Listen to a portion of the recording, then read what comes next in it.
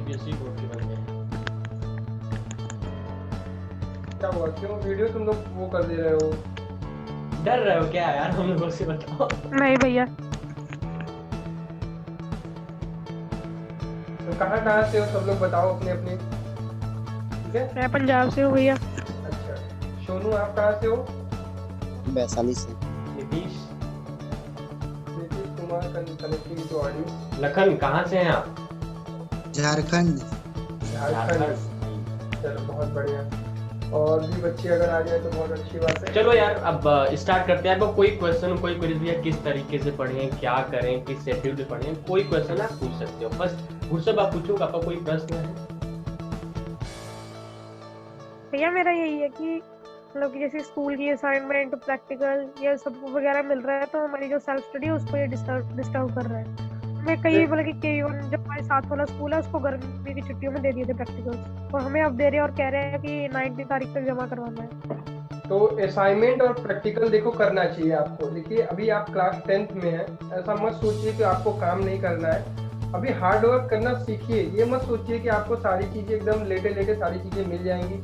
अभी आप स्कूल भी नहीं जा रहे हो, क्लासेस में नोट्स नहीं बना रहे हो, तो कम से कम घर बैठ के क्लासेस की जो भी असाइनमेंट मिल रही है, प्रैक्टिकल्स मिल रहे हैं, उसको आपको करना चाहिए। आप आज क्लास 10th में हो, अगर आज आप इन सब चीज़ों से भागोगे, कल को आप 11th में, 12th में, उसके बाद ग्रेजुएशन करोगे, वहाँ पे भी चीज़ें करनी होती है। हम लोग करते थे जब कुणाल सर हैं, आज भी असाइनमेंट अपना कॉलेज का करते हैं। तो हर चीज़ करना होता है, ऐसा नहीं है कि वो सब सारी चीज़ें आपको फालतू में करवाई जा रही है। बहुत कुछ सीखने को मिलता है वो सब सारी चीज़ों से। तो ऐसा मत सोचिए कि प्रैक्टिकल या फिर जो भी चीज़ें हैं उसको करने से आपको कहीं कोई प्रॉब्लम होगी। ठीक है, लेकिन मैम हमें खुद करने को नहीं दे रहे। मैम ने पूरी की पूरी ऐसे मतलब कि किसी और की पिछली क्लास की प्रैक्टिकल उठा के उसकी अडोब से वो स्कैनिंग करवा के भेज दिया और कह रहे सभी यही चेप दो उसमें जो भी अब क्या है कि फॉर्मेलिटी करवाई जा रही है, अगर आप लोगों से वही करवाया नहीं जा रहा है तो इसलिए वो दिक्कत हो रही है। लेकिन फिर भी आप लोग करिए उसको, उस चीज़ से भागिए मत, अच्छी चीज़ें हैं। ठीक है,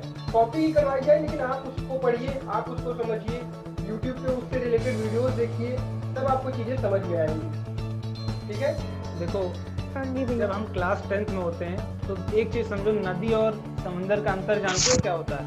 नदी और समंदर का। अभी जो तुम क्लास 10th में हो, समझ जाओ कि तुम्हारे पास अभी नदी, जैसे ही तुम क्लास 11th में जाते हो ना, 10th पास आउट करके, इतनी सारी चीज़ें एक्सपैंड हो जाती हैं कि तुम समझ जाओ नदी छोड़ के तुम समंदर में चले जाओगे तो तुम्हें कितनी तकलीफ झेलनी पड़ती है वहाँ पे जाने के बाद। तो अभी से आदत डालो, ठीक है? अपनी जो भी प्रैक्टिकल फाइल्स हैं अगर कर रहे हो तो उसको पढ़ो एक बार, ठीक है? माइंड में अपने बैठाओ कि क्या क्या चीज़ें हो रही हैं। एक्सपेरिमेंटल अपना माइंड बनाओ, ठीक है? जितना ज़्यादा एक्सपेरिमेंटली आप समझोगे आपके लिए उतना ज़्यादा 11th 12th आसान हो जाएगा। चलो, और रितेश, नीतीश, देव, लखन, सोनू, आप लोग भी पूछिए अगर आपके मन में कोई। Good morning sir. हाँ नीतीश बताओ। सर पहले तो मैं ये बोलना चाहूँगा सर, आप हम लोग के लिए जो जितना अच्छा कर रहे हैं उसके लिए थैंक यू सो मच।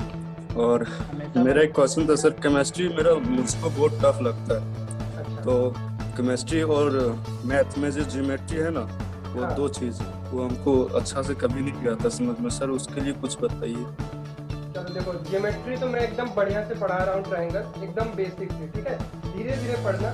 एक मेरी छोटी सी सीख है आप सभी लोगों के लिए, किसी भी सब्जेक्ट को लेकर अपने मन में डर मत बनाइए। ठीक है, कोई भी सब्जेक्ट कठिन नहीं होता है। अगर आपको आज 12th का भी सब्जेक्ट पढ़ाया जाए तो आप धीरे धीरे उसको सीख लेंगे।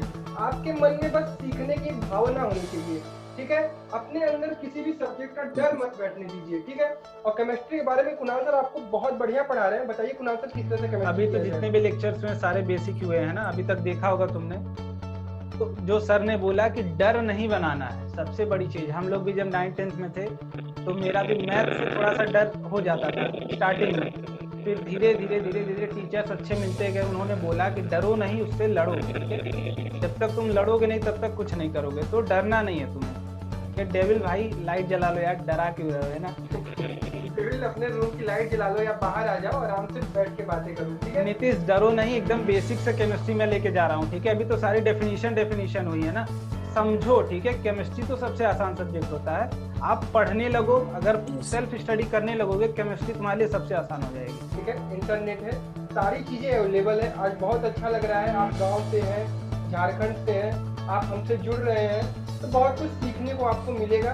बस आपको चीजों को यूटिलाइज बहुत अच्छे तरीके से करना है, किसी भी चीज से डरना। पूछो यार सर मैं सर हाँ बोलिए। सर मैं ये आप सर आप मैथ बहुत अच्छे पढ़ाते हैं और ठीक है, मैं आपका बहुत बड़ा फैन हूँ, आप बहुत अच्छे पढ़ाते हैं। चलो अभी हम मैं लोग कोई ये कुछ नहीं है अभी। ग्रामर पढ़ा रहे हैं ना, इसके लिए जैसे तुम हो ना उसी की तरह हम और लोग केमिस्ट्री तुम्हारे बड़े भाई हैं, बस हेल्प कर रहे हैं तुम्हारी। कोई भी चीज अगर आप आज देखिए, मेंटरिंग सेशन का सबसे बड़ा फायदा क्या है ना, आप मेरे सामने बैठ के कुछ बोल रहे हो। कल को जब 11th 12th में या फिर जब आप ग्रेजुएशन में जाते हो ना, तो वहाँ पे चीजें सिखाई जाती हैं कि आपको 4 लोगों के बीच में बोलना कैसे है। इस मेंटरिंग सेशन का आपको बहुत फायदा मिलेगा। आप सभी लोग वीडियो ऑन किया करिए। सबसे पहले सारे लोग ऑन करो। हाँ, पहले सारे लोग वीडियो ऑन करो। इसमें डरने की बात नहीं है, यहीं से अपना डर खत्म करो। कल को तुम्हें 4 लोगों के बीच में खड़े होकर कुछ बोलना होगा ना, तो वहां पे तुम डरोगे। और आज क्लास 10th से ये चीज शुरू करोगे। हम लोग हर वीक ये सेशन रखेंगे ताकि आप 4 लोगों के बीच में खड़े होकर बोल सको। अंदर का जो डर है ना, उसको बाहर निकालना है तुम्हारा। हर वीक सामने आएंगे हम लोग और तुम लोग सारे सब के सब सामने आओ ताकि कुछ बोलो, ठीक है। खुल के सवाल पूछो, जो भी सवाल, पर्सनल, स्कूल से रिलेटेड, कोचिंग से रिलेटेड, ऑनलाइन ऑफलाइन, क्या हर एक जो सवाल है सारी चीजें पूछ सकते हो, ठीक है। सर मैं ये सर एक चीज और बोलना चाहता हूँ। हाँ। सर कुछ ये सेशन खत्म होने के बाद कुछ टेलीग्राम में टास्क भी डाल दीजिए सर, वो हम कम देखो, से हाँ कम वो सब मैंने प्रैक्टिस किया करें। असाइनमेंट्स देखो रेडी है, ठीक है। अब लगभग अगले लेक्चर से सारे असाइनमेंट्स आपको टेलीग्राम में मिलते जाएंगे, तो सारे लोग हो ना टेलीग्राम में। Yes sir. हाँ सर, एक क्वेश्चन है मेरे तरफ से। हाँ बताइए। हाँ तो मैं सोच रहा हूँ कि कौन सा सैंपल पेपर 10th के लिए मतलब अच्छा होता है, आपके हिसाब से कोई आप सजेशन दे सकते हो? चलो पहले मुझे ये बताओ कि आपकी प्रिपरेशन किस लेवल की है, आप कहाँ तक चीजों को कंप्लीट कर चुके हो? डेविड? अरे मैथ में तो थोड़ा दिक्कत आ रहा है क्योंकि हमारे यहाँ तो स्कूल में टीचर्स ही अच्छे नहीं है।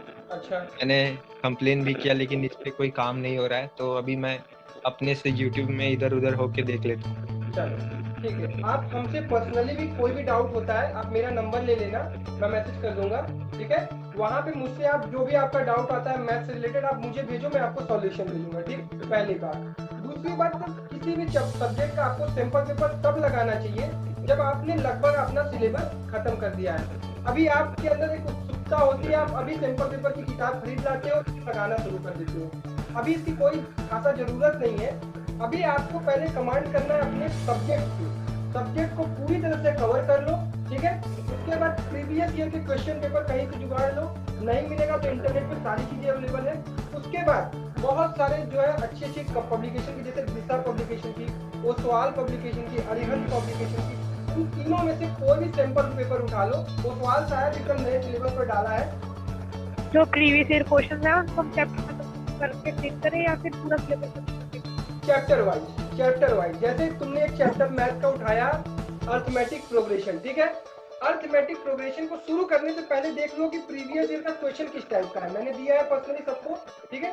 जब तुमने क्वेश्चन देख लिया तो तुमको आइडिया हो गया कि इस चैप्टर में किस क्वेश्चन से अच्छे क्वेश्चन आते हैं, ठीक। उसके बाद का काम क्या है, अब पूरे चैप्टर को तुम्हें कवर करना है जो नए सिलेबस पे, नए पैटर्न पे है, ठीक। उसके बाद जब सिलेबस तुम्हारा मतलब चैप्टर खत्म हो गया, उसके बाद आप उस क्वेश्चन को लगाइए, प्रीवियस ईयर क्वेश्चन को। तब उसके बाद जो कॉन्फिडेंस आपके अंदर आएगा ना कि हाँ मेरा अर्थमेटिक प्रोग्रेशन पूरी तरह से तैयार है, ये होता है प्रीवियस ईयर क्वेश्चन को लगाने का तरीका, ठीक है। हाँ अच्छा सर, एक और क्वेश्चन है जो अपना झारखंड में जैसे क्या बोलते हैं उसको, जैक और सीबीएसई का जो एग्जाम है दोनों अलग अलग हो गया है, ठीक है। तो अभी सुनने में आ रहा है कि जैक का जो एग्जाम है वो पोस्टपोन कर दिया गया है और सीबीएसई का अभी भी है। अच्छा, आप क्या ये सच है? बोर्ड से हैं कि सीबीएसई बोर्ड से हैं? मैं तो झारखंड मतलब क्या बोलते हैं उसको, सीबीएसई बोर्ड से हूँ, सीबीएसई बोर्ड से हो ना? लेकिन झारखंड से हूँ। तो कहीं से भी हो, सीबीएसई बोर्ड का पेपर सब पूरे देश में एक ही तरीके से होता है, ठीक है। उसमें कोई डिफरेंस नहीं आएगा, ठीक है। हाँ, उसके लिए परेशान मत होइए। आपका जब पेपर होगा, जो सिलेबस होगा वो पूरे भारत के लिए एक होता है, चाहे आप झारखंड के हो, चाहे कर्नाटक के हो, चाहे आप जम्मू कश्मीर के हो, हर जगह सेम होता है, ठीक है। इसमें डाउट नहीं होना चाहिए। वीडियो ऑन कर लो यार, ऐसा तो नहीं कि हमारे यहाँ दिन है तो आपके यहाँ रात है। वीडियो तो ऑन कर लो। वीडियो ऑन कर लो यार, इसमें डरने वाली कोई बात नहीं। लखन आराम से बैठ के बात करो यार, कोई सवाल हो तो पूछो लखन, डरो मत। आज तुम यहाँ डरोगे, कल को तुम्हें बहुत सारी चीजें फेस करनी होगी, ठीक है? तब तुम परेशान हो जाओगे। सीखो, बोलना सीखो, खड़े होना सीखो।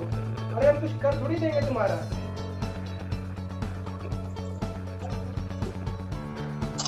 देखो यार, फर्स्ट ऑफ ऑल मैं आपको बता दूं, मैं सोच रहा था आपका जो विश्वास है वो मैं वही देखना चाहता था। आप मुझे जानते हो, मैं आपको भी जानता हूँ। जैसे देव हो गए, जो तो हमारे पुराने स्टूडेंट हैं, गुरसब हो गए, नीतीश हो गए, लखन हो गए, सबके लाइव स्ट्रीम बच्चे आते हैं। थैंक्स दोस्तों, आप लोग को मैं थैंक्स बोलना चाहता हूँ। एक चीज मैं बता दूं यार कि मैं शुरू से हर वीडियो में बोलते चला आ रहा हूँ कि आपको 5 घंटे का सेल्फ स्टडी करना बहुत ज्यादा जरूरी है। हमारा सपना, आपका सपना एक है भैया, 95% एवं चाहे जैसे में बूस्ट करना है, चाहे जैसे हमें लाना है। उसके लिए ये नहीं बोल रहा हूँ कि 5 घंटे में आप 2 घंटे स्कूल का भी ऐड कर रहे हो, 2 घंटे कोचिंग का भी ऐड कर रहे हो, 1 घंटे अपने सेल्फ स्टडी को देख के और बोलोगे कि नहीं भैया मैं 5 घंटे पढ़ा। आपसे अगर आप बहकावे वाली पढ़ाई करते हो, एक बार के आपके पेरेंट्स प्रेशराइज करेंगे, बच्चा तू पढ़, क्योंकि उन्हें भी तो रिजल्ट देखना है। अगला बंदा अगर कोई कॉल करता है पेरेंट्स को पूछने के लिए कि कैसे आपका बच्चा कितना मार्क्स लाया, तो उनको बताने में कितना बुरा लगेगा बताओ, अगर आप अभी नहीं पढ़ते हो तो।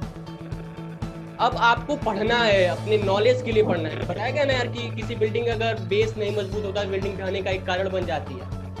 उसी तरीके से गुरसाब हो गए, नीतीश हो गए, लखन हो गए, एमडी हो गए, मास्टर रितेश, देव, सोनू, हरिनारायण, सबको अपना बेस स्ट्रॉन्ग करना है। यही चीजें आगे जाके पढ़नी पड़ती हैं, वो एडवांस लेवल में हो जाती हैं। हाँ मैं समझ रहा हूँ कि आप भैया, मैं आपके हिसाब से उतना लेवल तक नहीं सोच सकता हूँ, बट हम है ना आपके लिए। आप अपन से जुड़िए ना, व्हाट्सएप पे जुड़िए, मेंटरिंग सेशन ज्वाइन करिए, आप हमें टेलीग्राम पे मैसेज करो। हमने तो इतना भी छूट दे दिया, लाइव स्ट्रीम में अपना नंबर भी बांट दिया कि आप हमसे कॉल करो। आपकी सोच बूस्ट करने के लिए हम लोग यहाँ पे अपने आप में वो विश्वास जगाओ बच्चा, और एक कॉन्फिडेंस बूस्ट कर लो कि नहीं हमें 95 लाना है। भैया का सपना है, पेरेंट्स का सपना है, मेरा सपना है, वो मुझे पूरा करना है। ठीक है, 4 महीने के लिए ये रिलेशन। Sir 1 minute. हाँ बताओ सर, मैं पूछ रहे थे, हम मतलब ये मेंटी सेशन आप ला रहे हैं सर? मेंटिंग सेशन है ना यार, कई दिनों से चल रहा है। उसमें जो भी आपकी क्वेरीज होती हैं व्हाट्सएप पे आप जुड़ सकते हो ना। ये वीडियो जब अपलोड होगी तो उसमें डिस्क्रिप्शन बॉक्स में लिंक होगा, आप वहां से आप जुड़ लेना हमसे, ठीक है? ठीक है ना सर? अच्छा सर, एक क्वेश्चन है, बताओ। क्या बोलते हैं उसको, एक मेरे तरफ से क्वेश्चन है। हम लोग अगर एग्जाम हॉल में गए तो आंसर राइटिंग कैसे करना है? मतलब हमारे सर तो बताएं बहुत कुछ, लेकिन आपके हिसाब से कैसे करना है राइटिंग स्किल? आंसर राइटिंग कैसे करना है, और कौन कौन से मिस्टेक बिल्कुल भी नहीं करना है? समझ रहा हूँ। देखो यार, उसमें एक पॉइंट, जैसे क्या होता है, कोई वर्ड्स होता है। आप जब मैं बात करता हूँ एसएसटी की, सिंपल सा बात है यार कि मैथमेटिक्स, फिजिक्स, साइंस, ये चीजें हैं जो थोड़ी सी भी गलती करोगे तो लैग हो जाओगे। बट अपना नंबर बूस्ट करने के लिए एसएसटी बहुत अच्छा है, हिंदी बहुत अच्छा है, और इंग्लिश बहुत अच्छा है। यही 3 सब्जेक्ट होते हैं जो आपका नंबर बहुत ज्यादा अधिक लाते हैं और आपका रैंकिंग बढ़ाते हैं। तो इन 3 सब्जेक्ट में आपकी राइटिंग स्किल अच्छी करने के, अगर आपको पता है भैया मेरी राइटिंग स्किल सही नहीं है, तो आज ही से आप एक A4 साइज का पेपर लो, ठीक है? उस पेपर पे राइटिंग स्किल लिखो, बनाओ, या तो आप कॉपी ले लो, रफ ले लो, उसमें आप लिखना शुरू कर दो।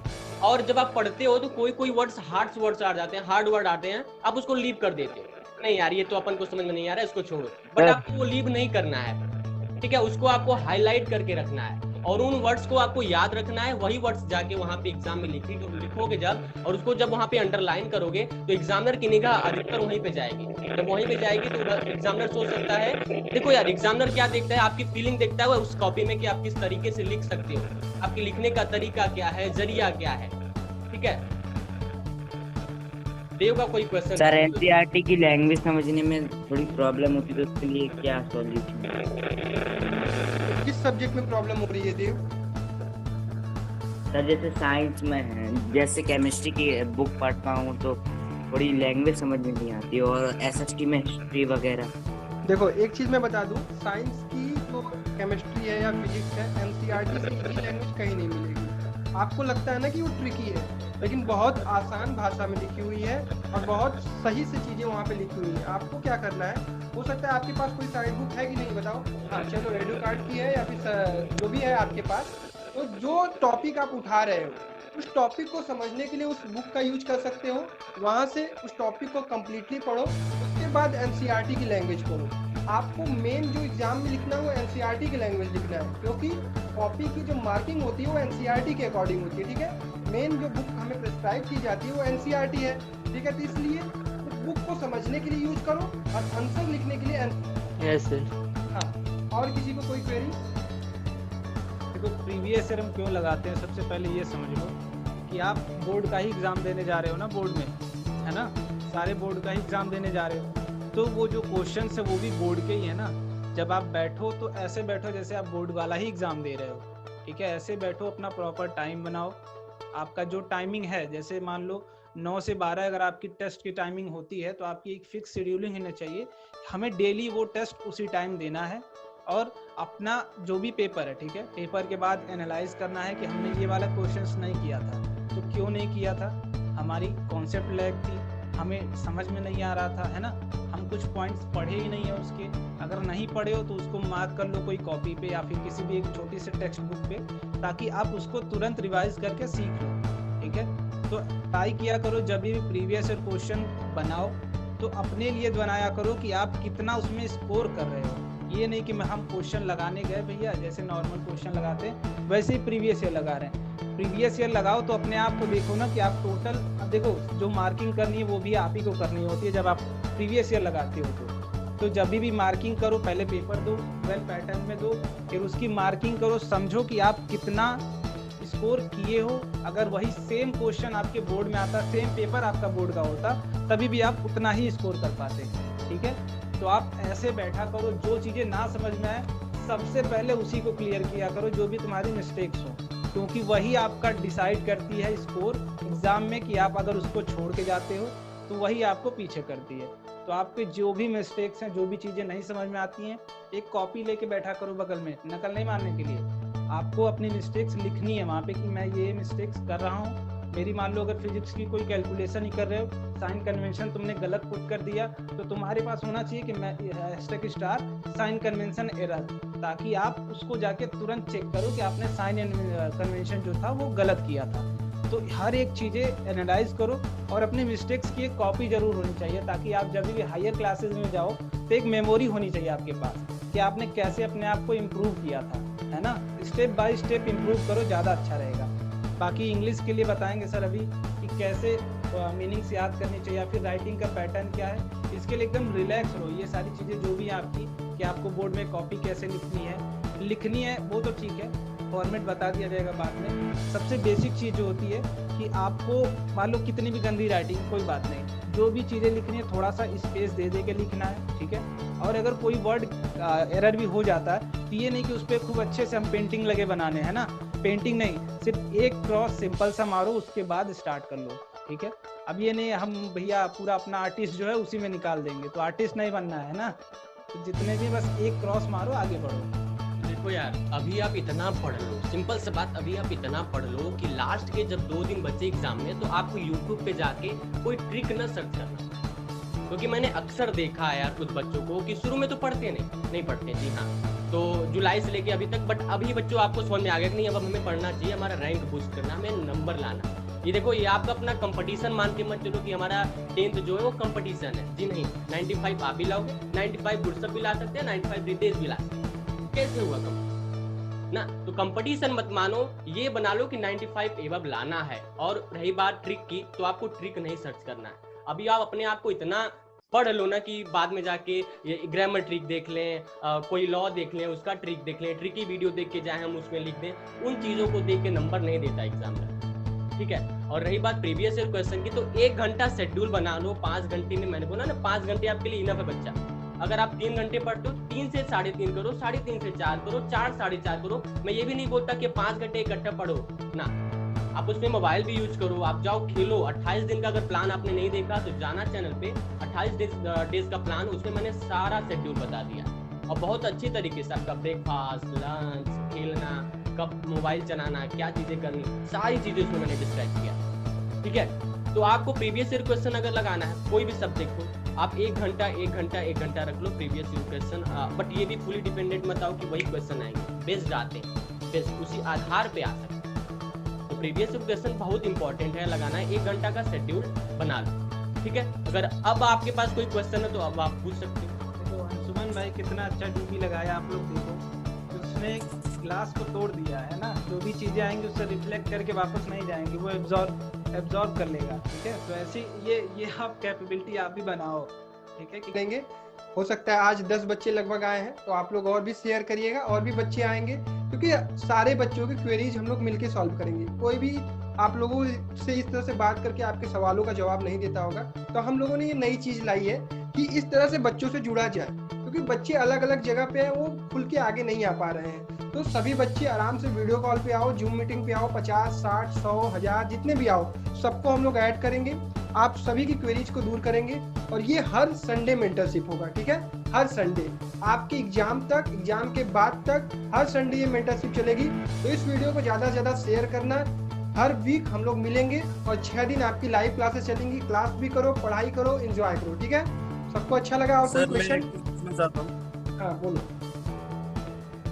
सर, मैं ये पूछना चाहता हूँ, इंग्लिश में ऐसा है कि हम लोग पूरा चैप्टर पढ़ लेते हैं, ठीक है, और उसके बाद उसका क्वेश्चन आंसर लिखने की जब बारी आती है, तो क्योंकि हम लोग झारखंड से बिलोंग, इतना अच्छा इंग्लिश का यहाँ पर अच्छा पढ़ाई नहीं हो पाती, इसलिए हम अपने लैंग्वेज से नहीं लिख पाते। तो किस तरह से हमें प्रैक्टिस करनी चाहिए और कितना प्रैक्टिस करनी चाहिए जिससे हम वो सारे क्वेश्चन रटते तो नहीं जा सकते, अपने से पड़ेगा। सारी चीजें प्रतीक सर आपको बढ़िया से बताएंगे, लेकिन एक चीज मैं आपको बता दे रहा हूँ कि आप लोग अपने मन से दूर कर दो कि आप झारखंड से हो, आप बिहार से हो, आप यूपी के पूर्वांचल से हो, तो आपको इंग्लिश नहीं आती है। ये डर अपने मन से निकाल दो। कोई भी कहीं का भी हो, हर कोई बच्चा, आपको पता होना चाहिए बिहार, झारखंड और यूपी के पूर्वांचल से सबसे ज्यादा IAS IPS बनते हैं, सबसे ज्यादा मेहनती हम लोग होते हैं। ठीक है, तो मन में कभी मत डालना कि हम लोगों को इंग्लिश नहीं आती है। UPSC का एग्जाम हो या फिर कोई गवर्नमेंट एग्जाम हो, इंग्लिश का बहुत ज्यादा इम्पोर्टेंस होता है। तो हर बच्चे हम लोग कर सकते हैं, हम लोग सब कुछ कर सकते हैं जब आपके मन में डर नहीं होगा। और क्या करना है इंग्लिश में, प्रतीक सर आपको? अच्छा ये बताओ नीतीश साहब का, हम एक प्रश्न पूछना चाहते हैं आपसे कि आपने देखा डिटर्मिनर का वीडियो देखा, first lecture, second lecture, model का भी फर्स्ट सेकंड देखा कि नहीं आपने? Yes sir. कैसा लगा आपको? ये बताओ कि कुछ इम्प्रूवमेंट आया कि नहीं? भैया ने पढ़ाया तो कुछ चीजें हमें मिली? सर ये जितना भी डाउट था ना, मतलब जितना भी डाउट था सब ये जितना भी डिटरमाइनर वगैरह पढ़ाए हैं, इंग्लिश ग्रामर का हम अपने खुद से ट्रैक किए, वो सब क्वेश्चन बनाने का बुक पे मेरे पास बहुत सारा क्वेश्चन बन गया।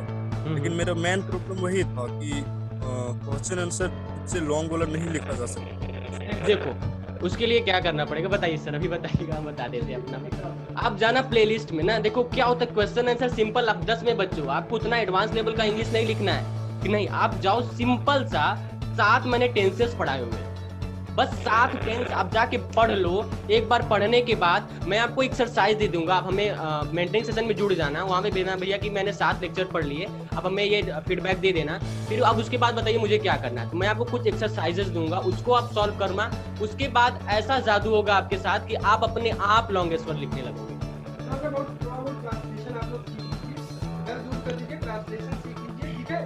और उसके बाद जब आपको कोई भी स्टोरी पता है तो उसकी बुक को इंग्लिश में भी पढ़ना शुरू करिए, केवल कहानी पर ही मत रुक जाइए, इंग्लिश में भी उस किताब को पढ़िए।